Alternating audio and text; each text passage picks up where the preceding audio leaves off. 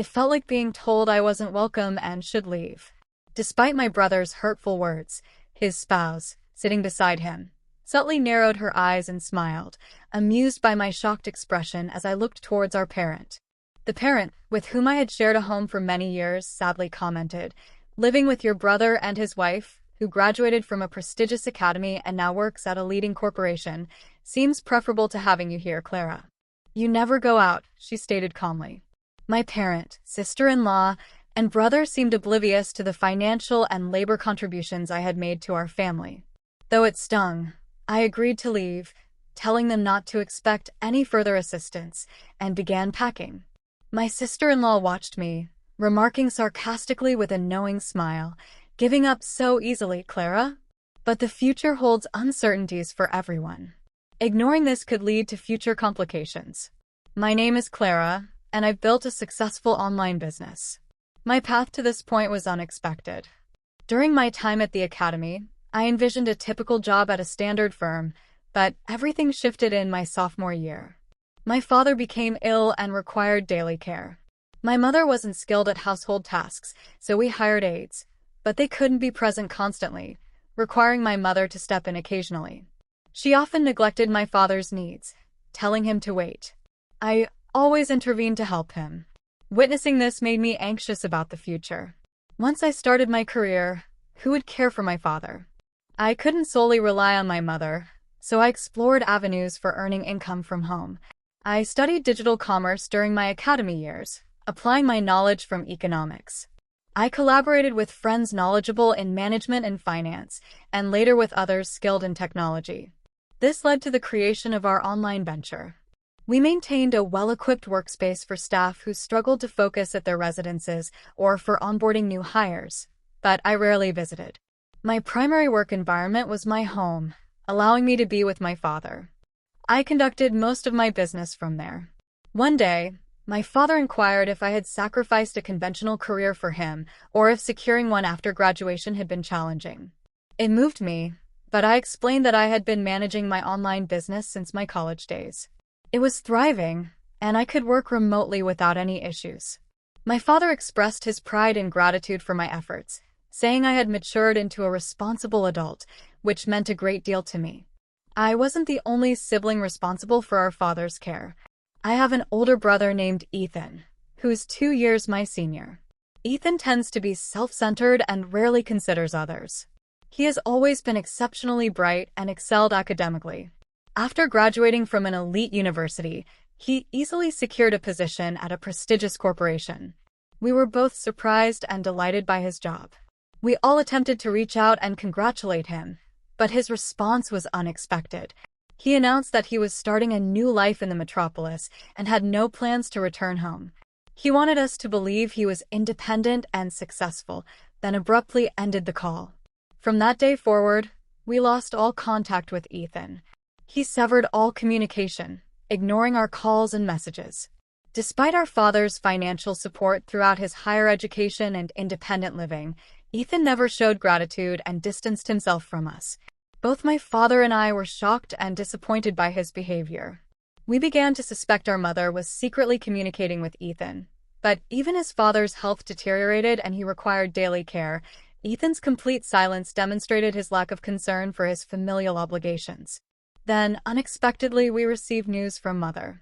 Ethan called me out of the blue, announcing his engagement and requesting a wedding gift of $99,000. Mother shared this with father and me, appearing somewhat worried about our financial situation. Mother primarily stayed at home, except for her part-time job 3 days a week. She typically spent her earnings on lunches and shopping with acquaintances, resulting in minimal savings. I was taken aback that mother wanted to provide Ethan with such a substantial sum, especially given his prolonged absence. Father initially remained calm but then became visibly angry. Why should we give him all that money when he hasn't even spoken to us since he left home? He was upset with mother, who looked distressed and sought my support with a glance. Mother attempted to explain, but think about it, Ethan is getting married. I want him to have a good life and perhaps even give us grandchildren. It's what parents desire, please understand, she pleaded calmly. The primary reason I didn't pursue a conventional career was for mother, so her words were hurtful. Father also expressed his displeasure with mother.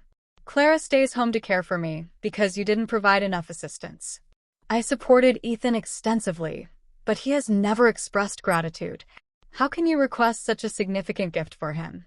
That day, heated arguments erupted between mother and father. I listened from the adjacent room, concerned about father's well-being.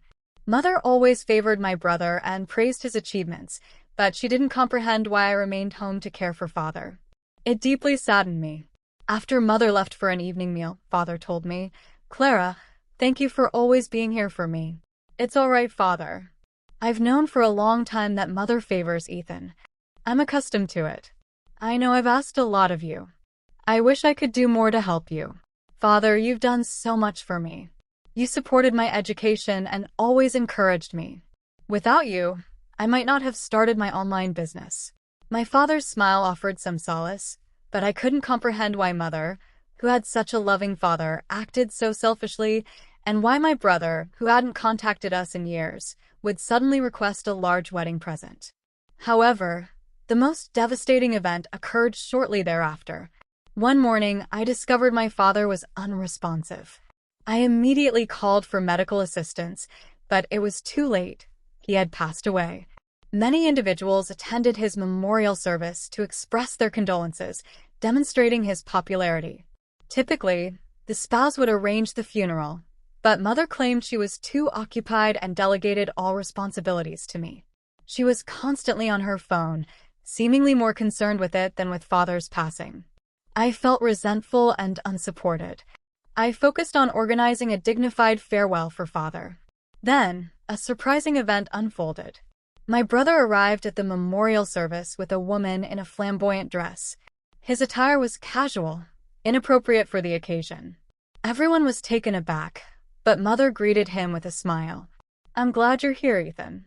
Now your father's inheritance will be ours," mother declared boldly. The atmosphere in the hall shifted dramatically after mother's abrupt statement. Everyone was shocked and bewildered. "Frankly, I don't think Clara should expect any inheritance. She's been at home caring for father," Ethan stated loudly with a hint of sarcasm. I was surprised and sighed deeply. He must have been aware of our family's situation and father's health through mother, but mother appeared to disregard the fact that I had significantly contributed to our family's finances and the question of any inheritance from father, who had required care. Father had held a good position, but making such remarks at a memorial was disrespectful. The service felt somber and tense. "Should we depart now, Ethan?" "We'll receive the inheritance regardless," mother said, tugging on his arm. The moment I saw the woman with my brother, I recognized her as his wife. She exuded a similar aura to Ethan, and I surmised she must possess a compatible personality to marry him. I wished they would leave promptly. Surprisingly, even mother seemed to agree with them. "Shall we go get some sushi?" she suggested, and the three of them left. Other relatives were also astonished. Some voiced their shock, but I suggested, "Let's remain composed for father's sake." I suppressed my irritation and continued with the service.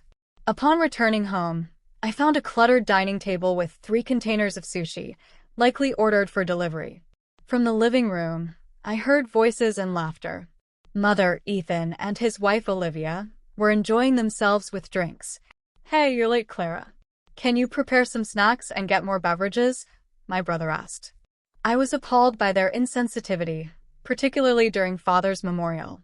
They seemed oblivious to the inappropriateness of their behavior. Despite the shocked expressions of other relatives, mother, who should have corrected them, was joining in their laughter, reinforcing my decision to stay. I wondered if they would have even bothered with a proper memorial if I hadn't been present. So I informed them, "There is no inheritance for you." I refused to get more drinks or snacks for them. Ethan, now intoxicated, became agitated. "What do you mean, Clara? You've always been at home causing trouble for father. It's only fair we utilize his assets." Considering Ethan's reliance on father for all his university expenses, I couldn't understand his sense of entitlement to father's assets. It frustrated me to see him act as if he owed father nothing. "Isn't this residence father's?" Ethan asked. "As the eldest son, it should belong to me. Why is Clara, who does nothing all day, residing here?" Mother and Ethan seemed to concur. The affection mother once held for me had vanished. "This house is mine," Ethan declared firmly. "I want Clara out." His wife appeared indifferent to this. Mother spoke next. "I feel more at ease living with my son and his wife, who have achieved success in life, than with you, Clara." They failed to recognize my significant contributions to the household. I felt dejected and disappointed. I sighed and decided to speak up. "I will leave. Please don't ask anything further of me." As I packed my belongings in my room, I overheard my sister-in-law mocking me. "She's truly impoverished, don't you think?" They all laughed at me, but I simply smiled wryly to myself. Yes, at this moment I might appear to be the most unfortunate one, but there's something they are unaware of. This house has been legally mine since Father was alive. He entrusted it to me. Although Mother still resides here and might claim she has spent most of her life here, legally it is mine. However, witnessing her cold demeanor during Father's memorial made me reconsider my plans for the house. I was weary of our relationship and viewed her presence as a burden. Living alone in this large house would be isolating, and its upkeep would be demanding, so I decided to put it up for sale. Observing Mother and my brothers' family reveling in my perceived misfortune, oblivious to my decision, filled me with pity for them. Their expectation of an inheritance from Father seemed absurd to me. Before my mother's health declined, she had a stable income, but when she became unwell, she could no longer work. She used her savings to hire daily assistants. She spent her savings on everyday expenses, and even when Father's health worsened and he required more care, Mother continued her usual spending habits, causing her savings to dwindle. When I realized Father's savings were depleted, I began contributing $3,000 monthly to assist with household expenses. Mother handled the housework but lacked financial management skills. During shopping trips, Mother often made impulsive purchases of expensive items, even if they weren't needed. She didn't pay attention to sales or budgeting. She used her earnings from her part-time job for her leisure activities and enjoyment. She also withdrew more money than necessary for daily expenses for her personal use. Father felt guilty about this. Ultimately, the money he had saved was spent by Mother. As I prepared to leave the house, I withdrew all the funds I had been providing for household expenses. I couldn't bear to allow my mother to continue using them. The following day, an unexpected event occurred. "Did you take the household funds, Clara?" Mother's voice came through the phone one quiet morning. She sounded surprised and somewhat upset. "Mother, what household funds? Father's savings? They were all gone when I checked. Have you forgotten that you spent them all?" I left the ledger on the table. "It shows how you consistently withdrew money from Father's savings." Father was aware of it too. After his savings were exhausted, I was the one contributing $3,000 every month to support the household. I heard Mother moving around quickly, likely searching for the ledger I mentioned. Then I heard the living room door open. "Mother, what's going on? Wasn't there supposed to be an inheritance after Father passed? Did you use it all?" My brother sounded angry and disappointed. His wife's voice echoed in the background. "I can't believe this, Mother. Did you really summon us back home expecting us to support you financially? That's incredibly unfair." "No, that's not what I meant." It was evident that Mother had called them back because of the inheritance. Hearing this, I knew they would no longer trust her. "We resigned from our stable jobs to come here expecting Father's inheritance. How are we supposed to live now?" "What, Ethan? I wasn't aware you made such a significant decision." This was also news to me. My brother had held a good position, but I wasn't particularly concerned by their decision as it didn't directly affect me.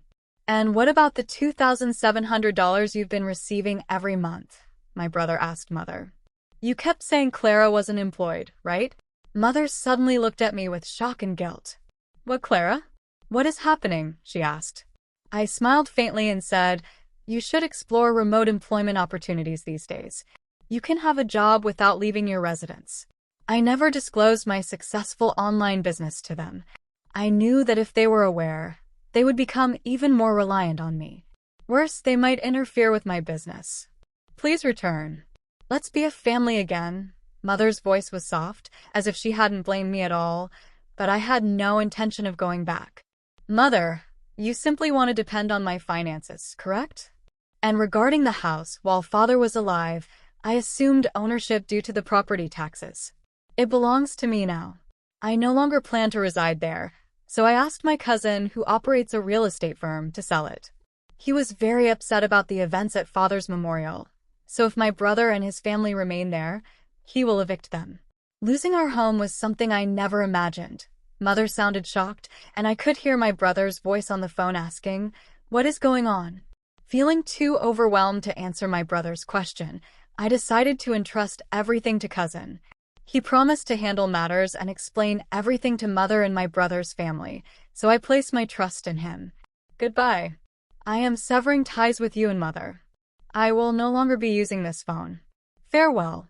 With that, I ended the call. I imagined their surprise and felt a fleeting sadness. It would be difficult for them to locate me. I had plans to relocate overseas, a dream I had never shared, not even with father. I had always desired to live in a warm, tropical nation with a rich and diverse culture. When mother and my brother's family requested that I leave the house after father's passing, I saw it as the perfect opportunity to fulfill my dream. Following my eviction from the house, I immediately began packing and searching for a residence abroad. I desired a tranquil location near the coast, so I focused on finding the ideal spot. I am now living alone in a temporary rented apartment near the city center with excellent public transportation connections, which is ideal for preparing for my move overseas. With my brother, his wife, and mother preoccupied with finding a new place to live after the eviction, they likely haven't had time to think about me. By the time I learned they were living in cramped quarters, taking on part-time work to make ends meet, I was already settling into my new life overseas. My cousin hired a private investigation agency to discreetly monitor them.